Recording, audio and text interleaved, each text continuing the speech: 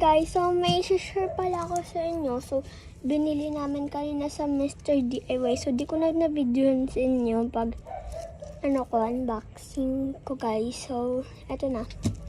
With sanitizer muna ako. May nakita kong new organizer, be. Ganito siya. Pero yung iba ba? Ganun siya iba. Ito siya, guys. Bumili na naman ako ulit ng bagong organizer. Tapos bumili din ako ng new cutter. Kasi ganito na, diba to, guys? Ganito niya. Ganito na siya. So, pinalitan ko na siya.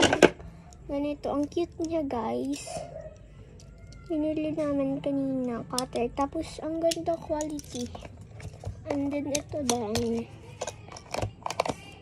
Ayan, guys. Ang ganda niya, be. Kasi, sure, okay lang talaga yung mga photocard ko.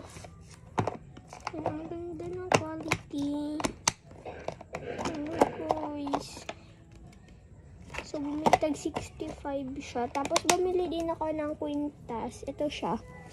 Ito yung kwintas, guys. Sinuot ko na. Ang ganda. Ang nice niya. So, dito ko siya ilalagay.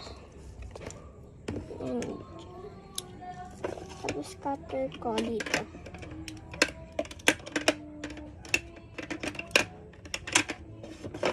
Bye-bye. Yun lang po, share ko lang.